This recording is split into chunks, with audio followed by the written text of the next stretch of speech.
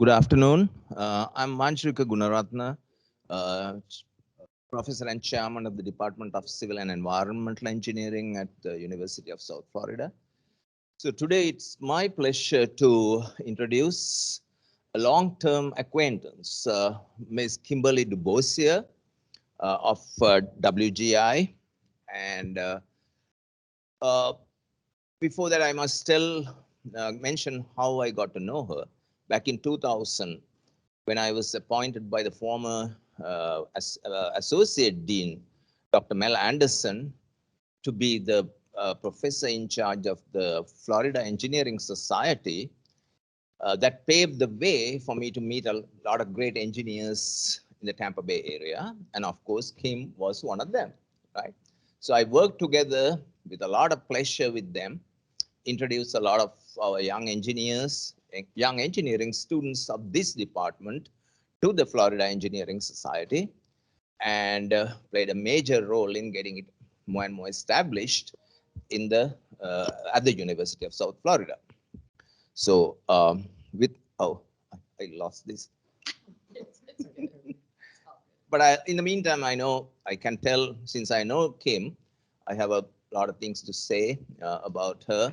She got her bachelor's. I remember very well that she told me one of the very first times that I met her, she got her bachelor's degree in civil engineering at Michigan State University, which is one of my rivals. I graduated from Purdue University, right? So she's a Spartan, and then she went on to get her master's degree at LSU, Louisiana State University. And since then, she has been involved in a lot of good projects, major projects in the Tampa Bay area, elsewhere, and Tampa Bay area.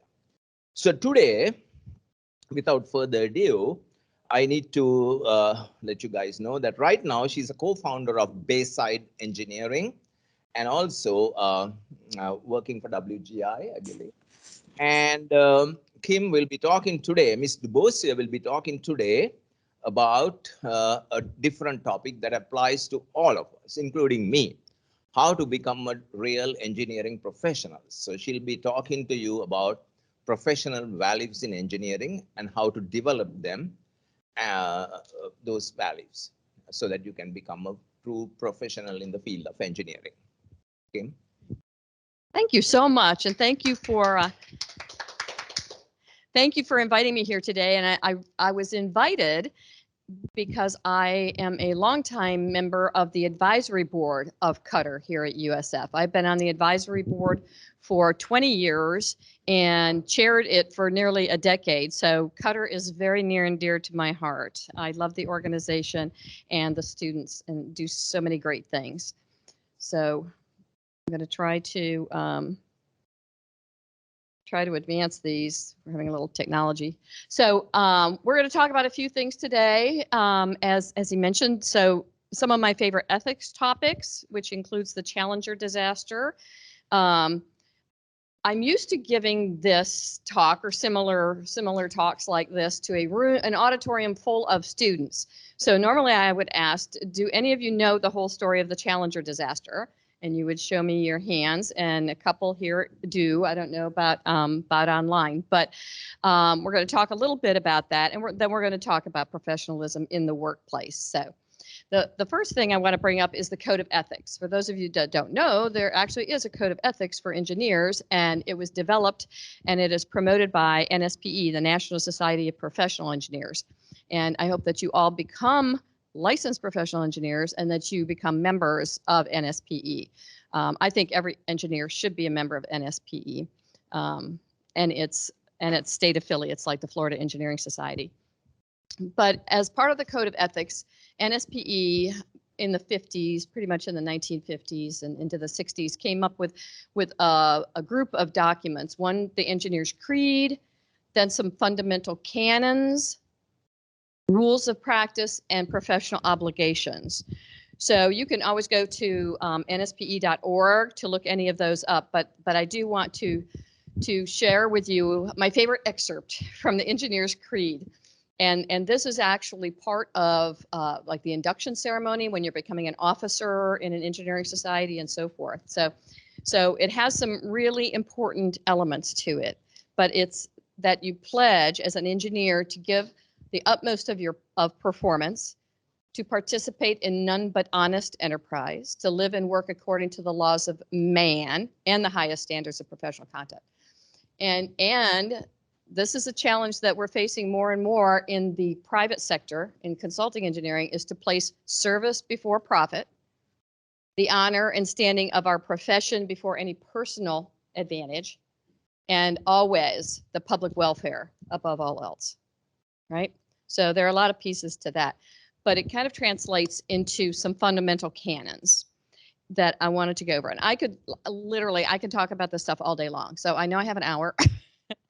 I have now 54 minutes, but I want to share an occasional story. But I have stories for all of these, because I think a lot of people think ethics is really like way up there, in the air, in the ether somewhere.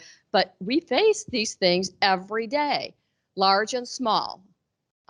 Most of us hopefully will only face small ethics challenges in our careers, but they're everywhere, honestly. And the first thing I think you all know is that we have to hold utmost the safety, health, and welfare of the public, right? That's what we do as engineers. And that we perform services only in areas of our own competence, right? So like when you become a licensed engineer in Florida and many other states, your seal says professional engineer. It doesn't say that I'm an electrical or a civil. I happen to be civil, but it doesn't say what kind of engineer you are. So I'm a civil engineer. I do not have any expertise at all in electrical engineering. Should I be signing and sealing electrical engineering plans? No, because signing and sealing those plans means you were in responsible charge. And if that's not your area of competence, then you should not be performing services in that realm.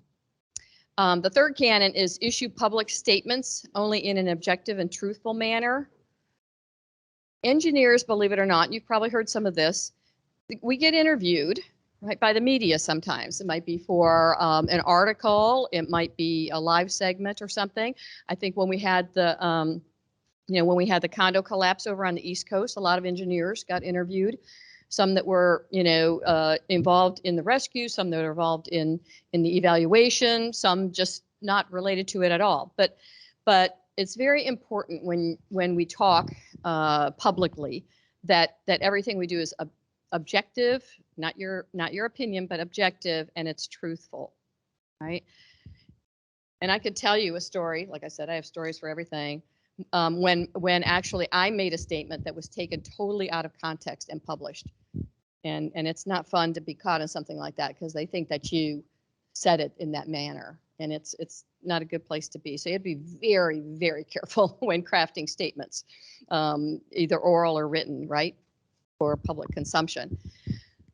We must always act for our employer or our client, whoever we are in agreement with, as faithful agents or trustees.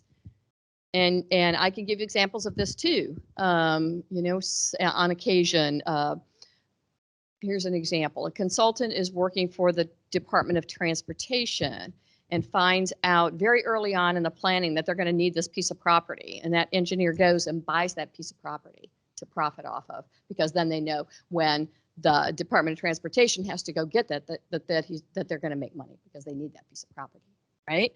So that is not acting. If your client is the Department of Transportation, that is not being a faithful agent, right? Obviously, avoid deceptive acts, right? We must always be honest, and personally, we must conduct ourselves honorably and ethically. That is interesting, because there are often cases, just in the last decade here in Florida, we had an engineer who was pretty well known, who was convicted of tax evasion.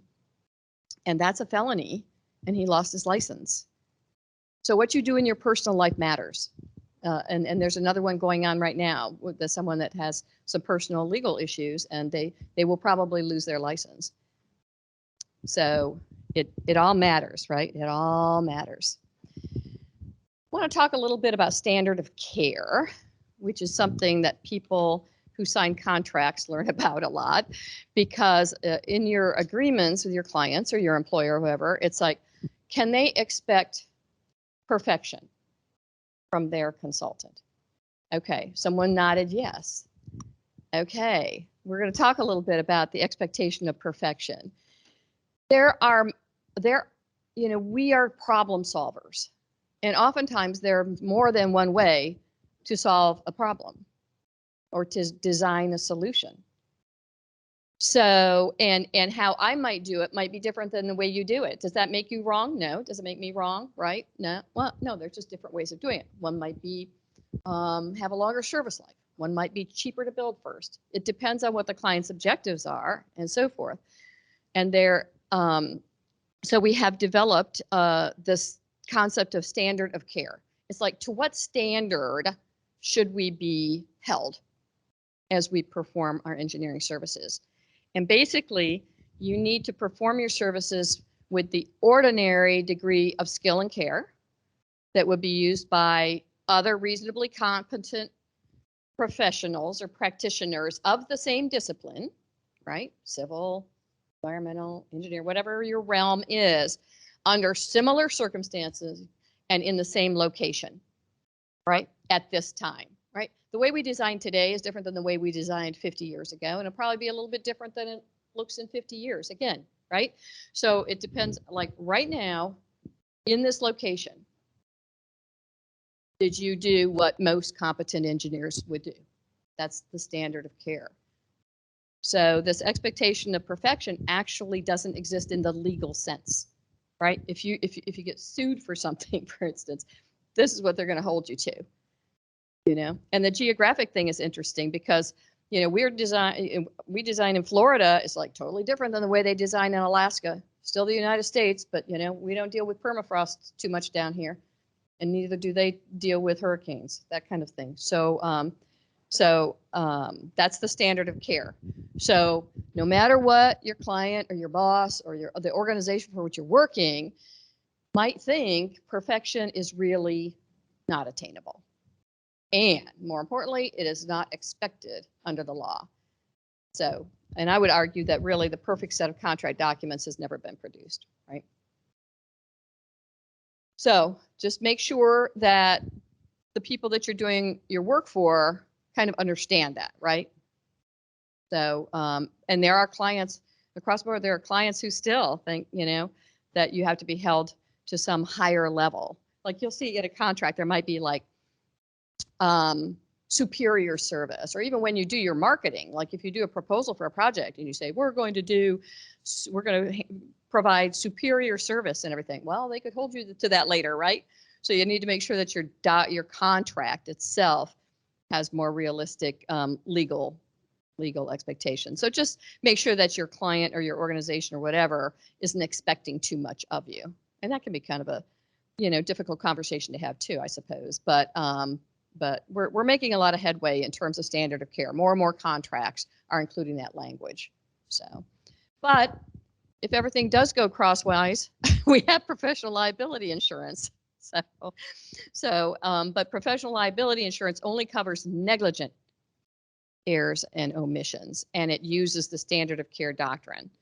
So, so your employer covers you for that. We don't individually need to have professional liability insurance as engineers if we're working for an organization, right? Like my company, WGI, has a professional liability insurance that covers all of our contracts, all of our work on that. So, so let's talk a little bit some specific ethics things, right? One of the most challenging things is, what if you come up with an answer to a question that your boss doesn't like, doesn't want to hear, right? Have y'all ever done that? Have you ever had a situation where like someone asked you to solve a problem and you tell them what it is and they're like, I don't like that answer, right? I don't like that answer. I was like, well, geez, you know, and there are sometimes more than one answer, but we're gonna talk a little bit about the Space Shuttle Challenger disaster, which now is like, what is it, 35 years ago, believe it or not. And the things that led up to it, and how that was really an ethics challenge as much as anything, right? As much as a design challenge.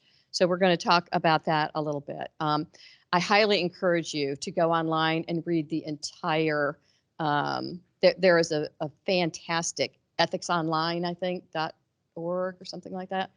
Probably is on the NSPE site as well. We were just honoring Krista McAuliffe, who was a science teacher, who was the first teacher ever to go up on a space shuttle, and she was on this doomed flight, sadly. But it did explode back to the Challenger, back to a minute into the flight, and they determined that it was due to the failure of the O-rings on the solid rocket booster, right? They didn't seat properly, hot gases burned through the external fuel tank, and that never ends well, right? So a little bit of the science behind it, and then we're going to talk about the human side of that. But there was a faulty design of the booster, right? The O-ring, number one. Number two, there's so much testing involved with these. That's why it takes so long to get a lot of things to the market, because you have to test the design. And they did not have sufficient low temperature testing. Well, they were launching from Florida. Who needs that, right? Well, you'll hear. But they didn't have enough low temperature testing of the O-ring material, and the joints that the O-ring sealed. And then we'll hear about the communication between the different levels of NASA management as well. So Roger Boisjoli was an engineer for Morton Thiokol, who was the NASA contractor for the solid rocket booster program. Okay, so NASA contracted with Morton Thiokol to design that solid rocket booster, right? There is his entire story. Onlineethics.org. I highly recommend it, right? So in January of 85, there was some evidence that these hot combustion gases might have compromised those seals on some of the joints. So Boisjoli presented his belief that the lower than usual temperatures were responsible for that. But NASA said, we really don't want to say that out loud, right? Oh, let's downplay that. So let's soften that for the final board review, right? The project is behind schedule. Let's just we're not going to bring that up because it's really probably okay. It's probably okay, right? So 2 months later, they did some resiliency testing that showed that, in fact, the low temperatures were a problem. But Morton Thiokol management thought that the data was too sensitive to release. Again, we're just going to pretend it doesn't exist. What? I mean, really? These are scientists? What? It's hard to believe, really, when you go back and read it all. It's like, what were people thinking? But as you go along a project like this, it's like everything is a baby step, every little baby step. And then when you go back and you look at the whole thing, you think, oh my God, what was everyone thinking? Yep, we have a question. Yes.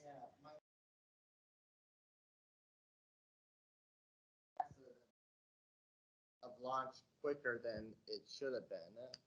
Okay. I think there were probably a number of, he was saying that the teachers union was pushing for an earlier date. NASA was probably always wanting an earlier date. The quicker it is, the less you spend typically on a project, right? And I'm sure that Morton Thiokol, being their contractor, wanted to get this thing, everybody, a lot of pressure. Yes, there was a lot of pressure about the space shuttle program always. Delaying a launch was like not a good thing ever. So they had one scheduled for the next month. So they said, okay, that data doesn't look good for us, so we're just going to go ahead with that April shuttle flight. And they did, and it was fine. But after, the space shuttle, for those of you, it went out and it came back, right? So those those shuttles got inspected always after every flight. They would go over everything with a fine tooth comb, and it showed that, in fact, the primary seal never sealed during the first 2 minutes of flight. Oh, okay. Well, our next shuttle flight is already scheduled for July, right? So we're just going to go ahead. In July, think about it. If they were concerned about low temperatures, July in Florida, okay, we're going to go for it.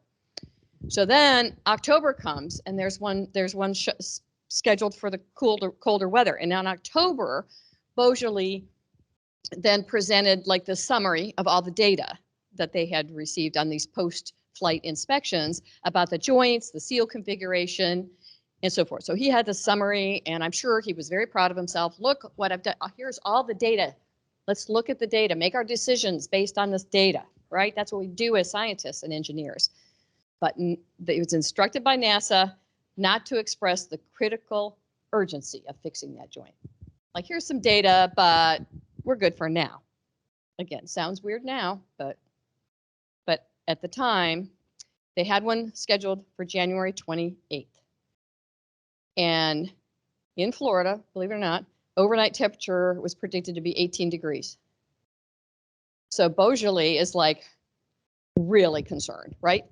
He totally believes that this is a major threat to the capacity, the integrity of those O-ring seals, right? And if those O-ring seals really blow, then it could be, you know, critical. Obviously, it would fail, and the lives of the flight crew were at risk. So they had a teleconference back when that was a little rare, actually, no video, but it was held to present the data, and they presented a recommendation that they not launch below 53 degrees. All right, that's what the Morton Thiokol engineers, management, but the engineers recommended that. NASA was like, oh, that doesn't look very conclusive to us. That data is kind of inconclusive. So the Morton Thiokol management asked the engineers to take off their engineering hat and put on your management hat. Okay, if anyone ever tells you to take off your engineering hat, run, right? I mean, it's like, what I am an engineer. That is what I do. That's what you're paying me for.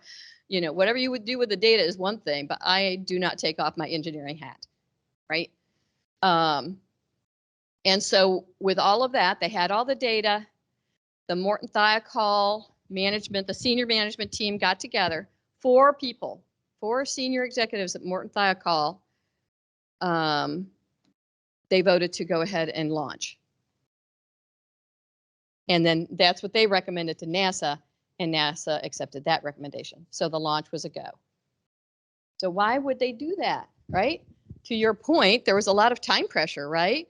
And Morton Thiokol's thinking, hey, if we tell them to delay that launch, that there is a flaw in our design, or at least for cold temperature launches with our design, then they'll take this program away from us, right? It was like, you know, multi-billion-dollar program, right? They were the only contractor for the solid rocket booster program. And if they insisted on holding back that flight, they're thinking, oh, we'll lose our contract. We don't want to do that. So what happened instead? 7 people died. So, what you really want to take away from that, what I take away from that, is Roger Beaujolais made many choices in the months leading up to the Challenger accident. All the way along, and if you read his story, you'll hear it, consistently taking his ethical course of action, making his decisions based on the data, so forth, often risking his job, right? Risking his job. People get fired when they say things to their boss that their bosses don't like to hear in private industry, right? Just, that's a reality. But he still couldn't avert the launch. And if you read the story about him watching that launch, that's when I lose it. I get emotional. But he went on then, okay, as he testified, he was asked to testify, right, to the Presidential Commission about his involvement in all of this, right? And when he did testify and told the truth, then his colleagues and his managers shunned him. He was like persona non grata. He resigned, and he became a speaker on workplace ethics, which is the kind of the good side of that story, if there is one. And he won an award from the American Association for the Advancement of Science for scientific freedom and responsibility. So at least it was recognized after all the facts were out and so forth, that man did everything he could to avert it. But still, it did not happen. So, but he was a really wonderful example of ethics in action in the engineering world, where the stakes are really high, right? You know, when you're designing some things, the stakes are less high. The stakes in this one were really, really high. So I think that a really good ethics test is to ask yourself this question, right? if what I said or didn't say, what I did or did not do, what I saw and failed to report, if I heard something and failed to mention it to the right people, if that were out, that were revealed in tomorrow's headlines, not necessarily the New York Times, but maybe the online version, right? Would it embarrass me? Would it embarrass the organization I work for? How about my family?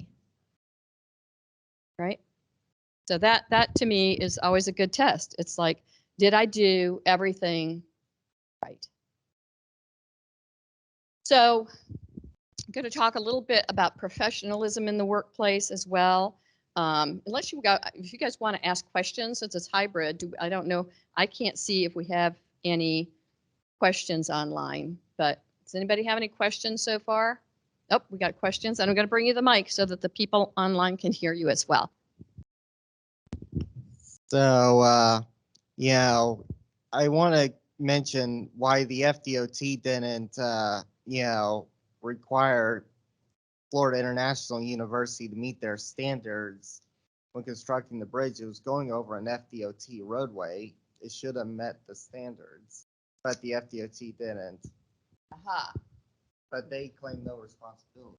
Well, okay, a couple things about that, and I have not read the whole report on that. There's an entire evaluation that was done by a team of experts on that, but I do know that although it went over an FDOT roadway, the university was building that bridge.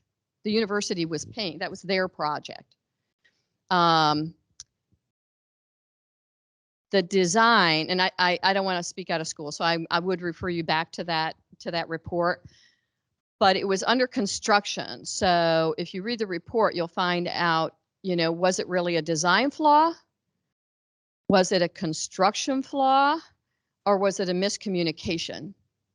Because there were signs in the days leading to the collapse that there were some cracks forming, and there were communications about that. But it did not get handled properly. So to your question, like if you're doing a project, right? So actually that brings up a good point. Like if you're doing a project for an agency like FDOT, it was not in that case. That design build team was working for the university. But if you were doing an FDOT job, they have standards, right? They have standards. They have a design manual and so forth. We have national standards for LRFD, bridge design and so forth. Let's talk about bridges. But FDOT is not responsible for the plans that you sign and seal as an engineer, right?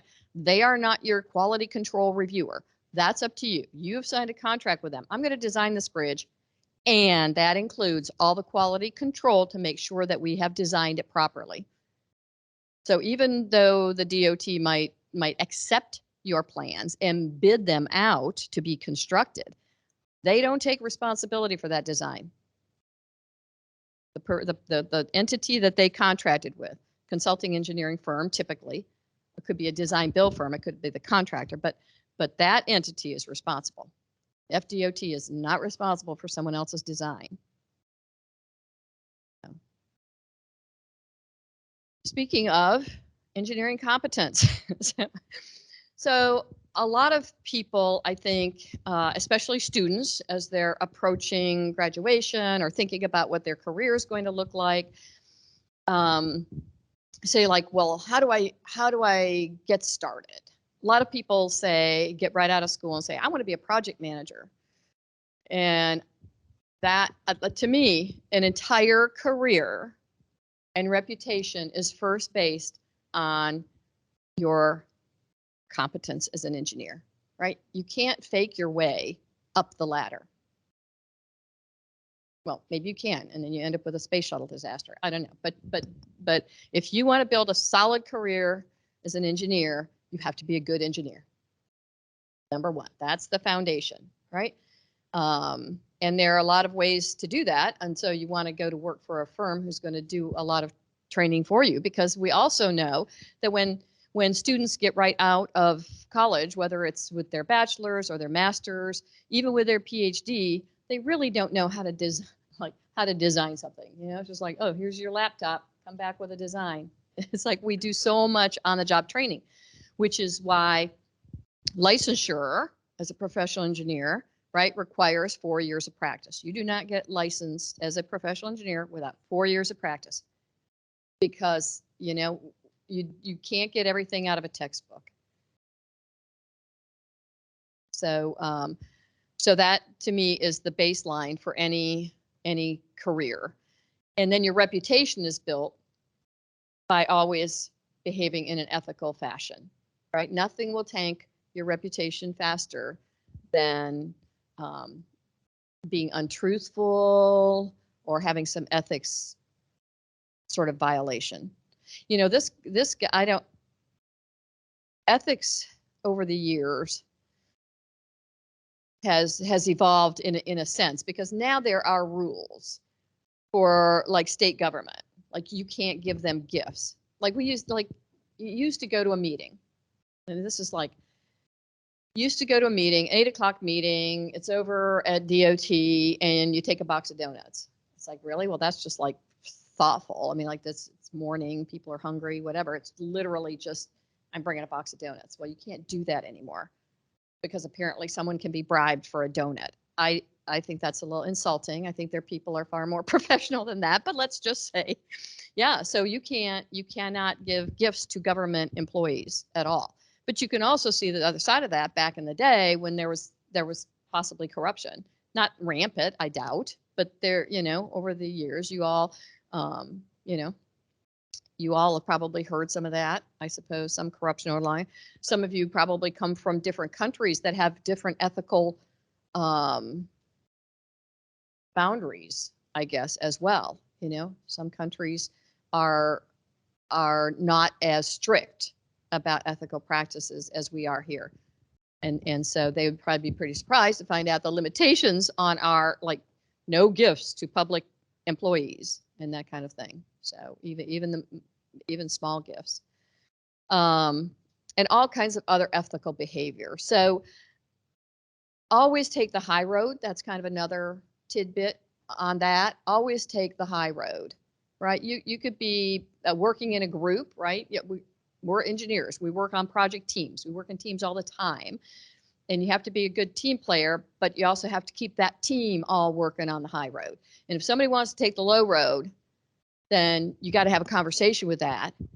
And then either you can get them back on the high road, or you can ask them to leave, or you can leave the group if you think they're taking it down, if the others are going to follow them down to the low road, right? And so I have my own company for over 20 years. And that was one of our mantras. Always take the high road. Does that mean sometimes we didn't make as much profit as we wanted to, or maybe we lost a job because we wouldn't tell somebody something that was untrue to get the job or whatever? We always took the high road. Always, always, always. And it paid off every time. One way or another, doing the right thing always pays off. So, the other thing that's important, I think, as you build your career is embracing diversity. Back in the day, in 1940s and 50s America, right? 99% of the engineers were white men. Let's be frank about that, right? So, so I love seeing the diversity that we have, but it's still not where we want it to be, right? When I graduated from college with my bachelor's, 1% of the graduates were women. There were 3 of us out of 300. So we've come a long way, but we came that way like until by maybe mid to late 1980s. Then women were 18, maybe kind of around 18, maybe up to 20. Some universities are, it varies, but 18 to 20% of the engineering classes graduating were female. But we've made no further progress. We've made like almost no progress in that percentage in 30 years. And that is mind-boggling to me. Mind-boggling. So, and likewise, we just aren't doing a good enough job, I would argue, making engineering attractive to minorities, to women, to just people of color, people of different ethnic backgrounds, and so forth. Because I can assure you that an engineer is an engineer is an engineer. If you're a good engineer, it does not matter what color you are or your hair is or what anything is, right? And it should be one of the professions that is absolutely accepting of all diversity. We have a long way to go. We have a long way to go. But I can also tell you that there is conversation taking place at every consulting engineering firm and most governmental agencies, I assume, about embracing diversity and being more inclusive. So, but here's like my personal opinion on that. We have to, I think we have, see if you guys agree with this. I think we have got to get students when they're in middle school. I think that's when we lose them, in middle school. Or that's when we have a chance to get them, I guess. But I think we lose a lot of people that might have been interested in science in the elementary school, but they don't have the support, encouragement, or whatever moving forward as you mature into middle school and high school. And that's where we're missing it. It's like, and I mean, we have trouble enough actually, right? When they get enrolled in the colleges of engineering, but we've got more resources in the colleges of engineering to keep them there, to support them, right? To get them the tutors if that's what they need, to just get them moral support, to have affinity groups and working groups and so forth. But I really feel like we need to spend more time in the kind of grades 6 through 12 or K through 12, honestly, all the way down, right? Because if you can set a kid on fire in 3rd grade, you know, then maybe they stay with it. Another thing for your career, obviously, is leadership. A lot of people are like, oh, how do I do that? How do I, you know, what does that even look like? Well, there's internal leadership within your organization, and there's external leadership in other organizations. And that is why I kind of asked about, right, if y'all are members of ITE and are you members of any other society? So those kind of professional societies and associations, really great opportunity for learning leadership skills and developing those. You know, you could be on a committee, you're learning teamwork, right? Maybe you could chair the committee next year. Now you got some leadership going on. You can be an officer, go up the whole officer rank. Fantastic experience. It develops your leadership skills, and let's be honest, looks good on the resume, right? And it's not just about the resume because you got to prove it, right? You got to prove it when you get to the workplace. But even in the workplace, there are things like they're looking for volunteers, honestly, as little as we're looking for volunteers to sit on the CAD committee. Okay, I can do that if I know something about CAD, right? Or even like just social, like we at our office, we have a committee that plans parties, right? So it's like get involved, volunteer, try to make that workplace more fun, more diverse, more productive, right? Whatever that office needs, be part of the change, right? Be the change you seek. So I would invite all of you to do that. And I always like to tell people this because I'm out there a lot and I speak a lot and I've chaired many boards. But when I was in high school, I was too shy to say hello to people in the hallway. So if you think that person isn't you, you're wrong. It can be you. It can be you. I was not this. I could not have done this, right, as a younger person. So I'm telling you, you can develop these skills. You can be comfortable. You can be comfortable. And public speaking is all about just doing it. Right? Really, very few people, let's just say, very few people love public speaking. But if you do it long enough, finally, it's just like, yeah, you're talking about something you know, right? You're just talking to people, right? So it's not as scary as you think.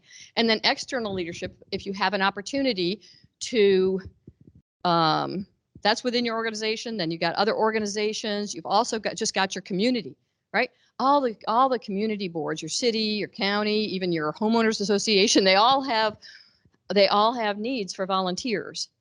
And those volunteer opportunities lead to leadership development opportunities as well. So that's internal and external leadership and involvement in those societies. It's really valuable. Not only that, but you know, we are, you know, engineering is sort of an invisible profession, right? Everybody talks about doctors and lawyers. And I mean, like, really, how many TV series are about engineers? Can you name them? There is one. Oh, yeah. Okay. That's true. True. Demo Man. And we have a lot of science documentaries and science programs, but like sitcoms, like real people, like just real people. No, they're not. You rarely. There are occasions. Tim Allen played one years ago in a series. Was an engineer, I think, in something. But occasionally they'll say, "Oh yeah, I'm an engineer." It's like, what? They're just not. We're just not out there. So it's a little bit where some people kind of call us the invisible profession. When they do surveys and they say, "Hey, general population, what professions do you respect the most?" We are always up there. We are always up there. But we're just not top of mind. We're not top of mind when people think about it. So part of that then is that, we are governed by a statute about engineering licensure and by rules about how you become a licensed engineer and how you practice engineering and so forth. So who makes those? Who makes those? Who makes the laws? The legislature, right?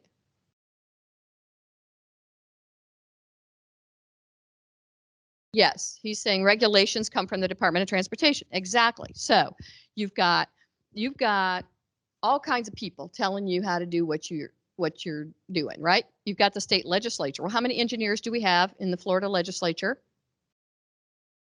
Answer. One. We have hundreds of representatives up there. We have one engineer. She's a senator now. But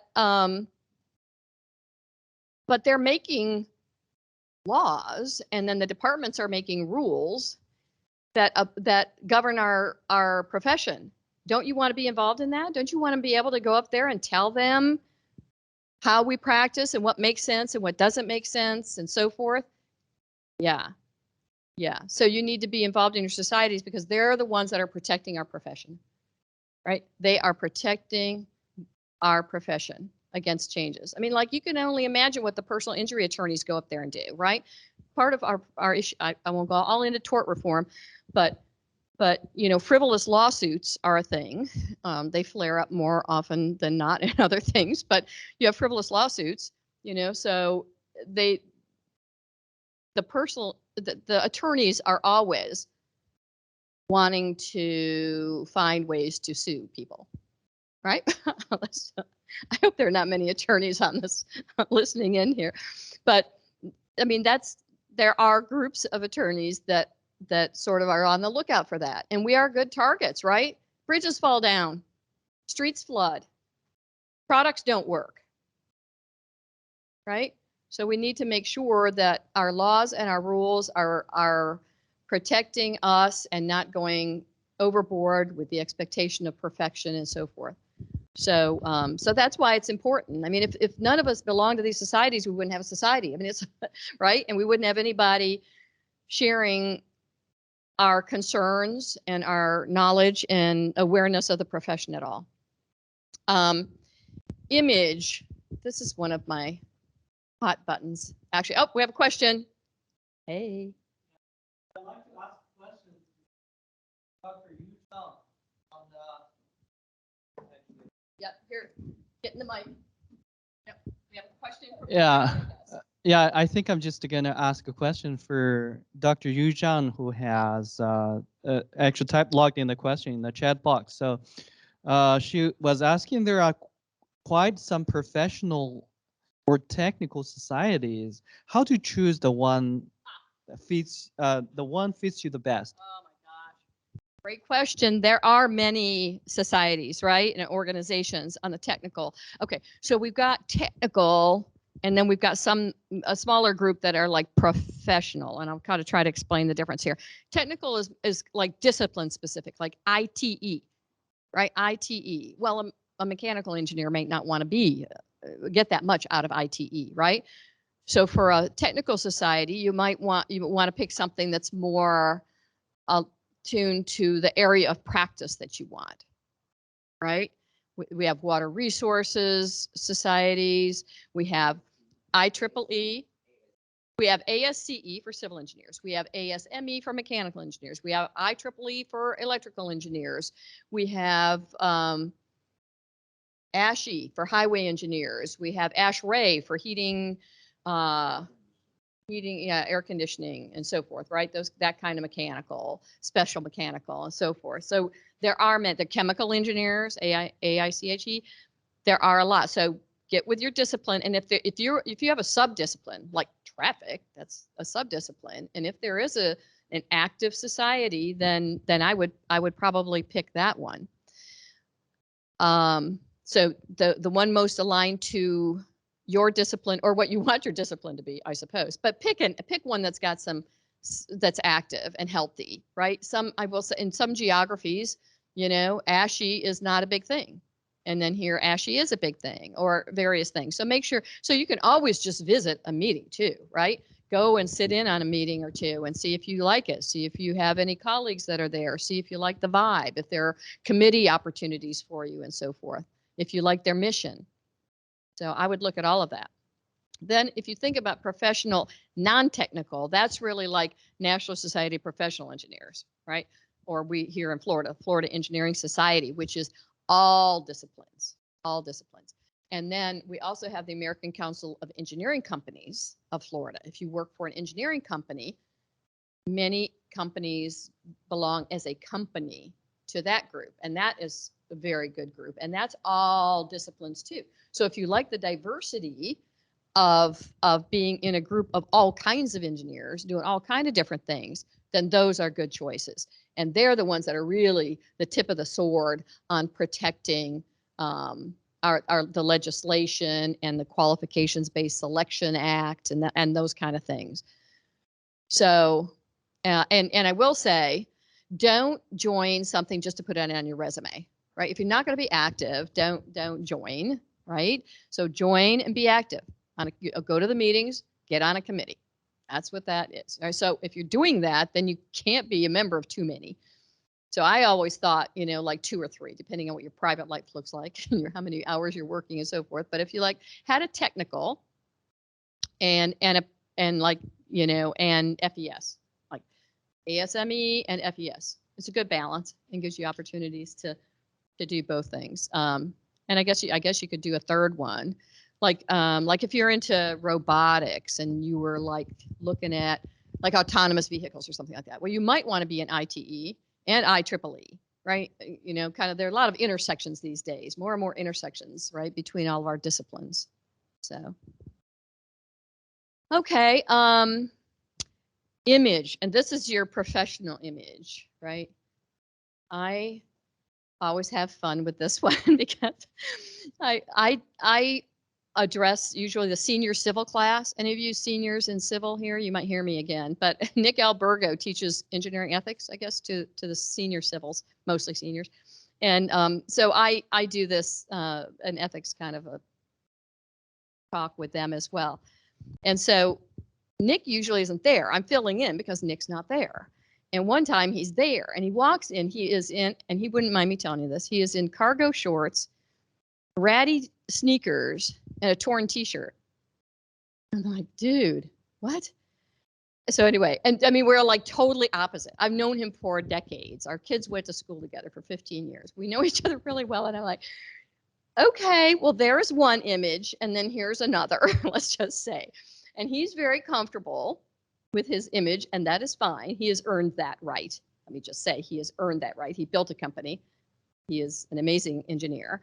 And I'm very comfortable in mine too. So you want to be comfortable, but I've just had this conversation at our office too. You want to be comfortable. Well, I don't know. We all got to come to work in our jammies and slippers. I don't know. Is that what you want? If a client comes in, do you want a client to see you in your jammies? Or do you want your client to see you in a dress shirt and chinos? I mean, you don't have to be, when I started in this career, men wore suits and ties to work every day. Engineers did. And most engineers were supposed to wear white shirts. So it's come a long way. Business casual is sort of the norm for men, but then the challenge is, it's like, what does business casual look like for women, right? I mean, I think that most women just have a bunch of black slacks in their closet. No offense. What about the suits they wear out on the construction site? You know, the shirt and the hard hat. Very good. Yes. What I'm talking about is in the office. Good point. When you're in the field, yes. Often you'll be wearing, you might be issued your own company shirts, right? Like, let's say you're in the construction, literally, you do construction management or construction inspection or something. You might be wearing a safety colored t-shirt with your company logo on it, right? And then some jeans, not torn, not ripped, not, whatever, just you can wear jeans because they're durable, and steel-toed shoes. And you have a hard hat. Absolutely. That's safety equipment, right? A lot of that is safety equipment. So yeah, that's kind of a different thing, but still you're representing your company, right? You don't want to look like a slob. I mean, I'm just saying, your client wants to, you have to earn that respect. And part of that, is how do you present yourself? I love to tell this story about my mother. My mother always would tell my nephew that, you really have to, you can't judge people by their outward appearance, right? You don't judge a book by its cover, whatever. And so one time, as he's getting older and he's looking like a slob one day, she goes, Andrew, what's that about? Like, you look kind of like a slob, huh? And he goes, Nana, you always told me that you should judge people on the inside. She goes, well, they're not going to want to get to know you looking like that, right? So there's something to be said, right? We're not all about what's out here, our outward appearance, but you've got to look professional enough to earn respect and be a trusted advisor, right? And finally, in our last few minutes, community service is another way to elevate your reputation and contribute to your community. And when an engineer, I will tell you, a lot of respect. I mean, when there's an engineer on a board or whatever, they defer. They think we're so smart. We are. We're so smart that they love to have engineers sitting on boards and volunteering in community service. That is an area where you can expand your network, right? Beyond your office, your clients, your own profession, and give back to the community, which is important. Wherever you live, you should be giving back to the community in some volunteer fashion. And I've done a lot of that over the years. And some of my closest friends were made by sitting on boards with people that have nothing to do with engineering. And that it's really a beautiful thing. So we have like 3 minutes left. So I'm going to wrap it up and ask if there are any questions here or online. Do we have any online questions? We have some people monitoring here. No? Got no questions. Usually, I will say, when I sit in for Mr. Albergo's class, I usually stay like an hour afterwards with questions, people asking. Mostly about like where'd you get where you are? Like, what's your story? And that kind of stuff. Or advice, career advice. How do I find a job? How do I pick between, offers? How do I know what companies to apply for? That kind of thing. So I love talking to students about that kind of thing. So I will say that is my, I'd be happy to converse with you by email. There's my email address. And I have business cards if anybody wants a business card, but I would be happy to do that. Love talking to students about your future and I suppose your present, but probably Dr. Gudron, it would be better to talk about your current, but I love to talk to students about what to expect when you get out in the workplace. Because I've been out there post graduation. I've been doing consulting engineering for 44 years. And I worked for the Michigan State Department of Highways during college. I've been doing this a long time. So yeah, you absorb some stuff somehow through all that time. Yep, another question. Our question man. Since you worked for the Michigan Department of Highways, have you all had a hard time when it came to not, the state neglecting to give money to replace structurally deficient bridges? There is ethics. There is. That's interesting that you should ask. So I wasn't in that world.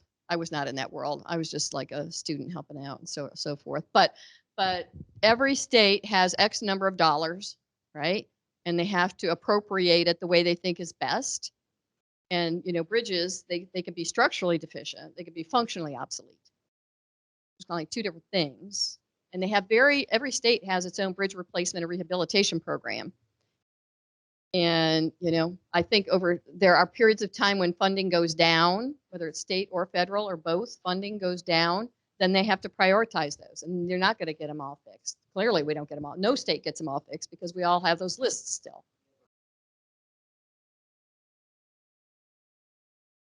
True. Yes, he said Florida always replaces their structurally deficient bridges.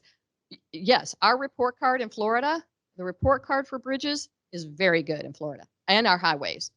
We have, if you ever travel around other states, you'll see, and you'll come home and realize what a great system we have. I mean, we can all complain about it and it can be crowded and so forth and so on, but given everything in comparison, we have very good grades in Florida for our transportation system. Oh yeah. Oh yeah. Oh my gosh, we have lots of failures. We had 4, and I don't want to say necessarily like catastrophic failures, but in one year there were 4 incidents, sort of like we'll call them incidents, in Tampa Bay, where it appeared to be design flaws. And so ACEC and FES contacted me. I was on the board, and they said, man, we might have like a PR problem in Tampa. Can you figure out like what's going on with that? So it was kind of interesting because they were like, we had a crack in a bridge that was being built in Clearwater. There was a crack in a bridge being built in Sarasota. There was the desal plant that was not functioning as it was supposed to. And I'm trying to think of what the 4th one was, but they were like all kind of different things. That was a different year, but yes, we have challenges, and we'll always have those challenges. But I will tell you that what my finding was when I talked to owners, contractors, designers, everything about those 4 projects that weren't going well, is it was a lack of senior professional oversight of the team and full quality control procedures. So when you're a young engineer out there, always ask for help, right? Always ask for help. Oh, and then when you guys don't know, when the Selman Expressway elevated lanes from Brandon to downtown, one pier sank 11 feet in 11 seconds when it was under construction. And I had chaired that board for 4 years previous, and I was no longer on the board. So I had the privilege of managing the design of the repairs for the Expressway Authority. So I know exactly why that happened. but yeah, so things happen, and so you always have to be prepared to deal with that, right?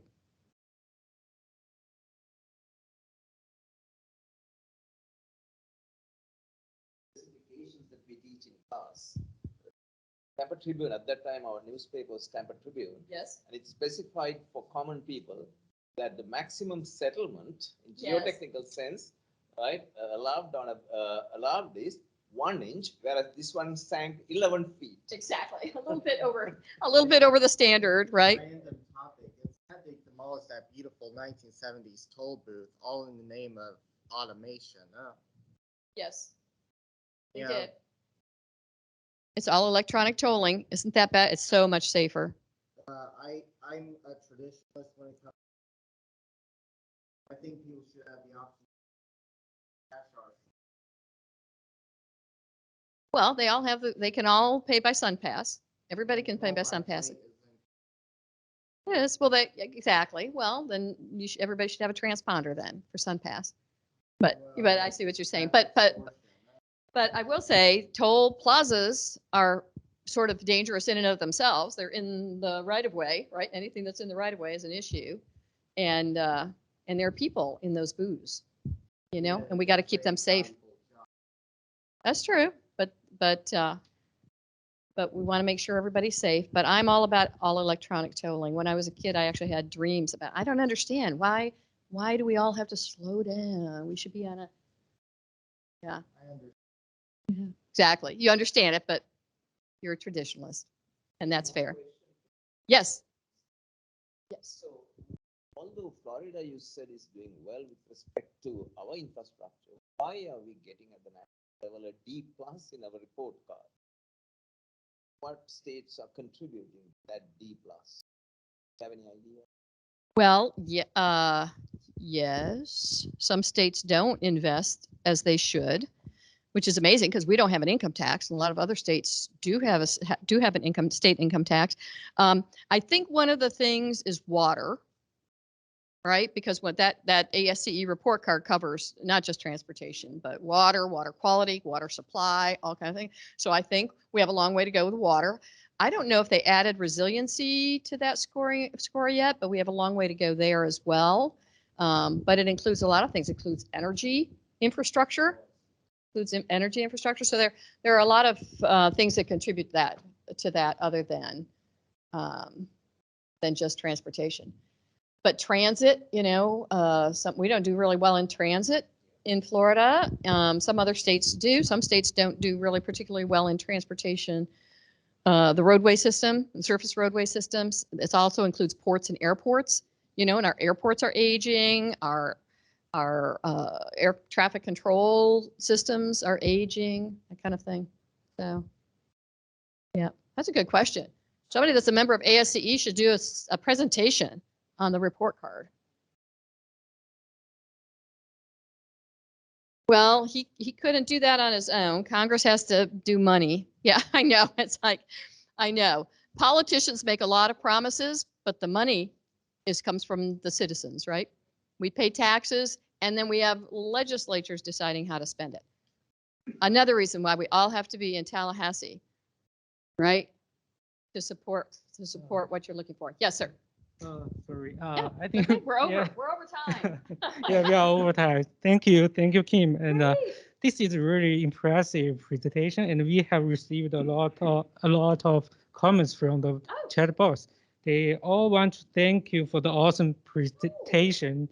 And another thing is, we couldn't get the pizzas for today's seminar because of the engineering expo. So sorry. And another thing is the next speaker will be Chris Francis from Marine Engineering. And we still have 3 or 4 spots that are open for people. And if you want to present, please let us know. And then thank you again, and thank you, everyone. Thank you very much. I enjoyed it very much. And I would encourage you all to present.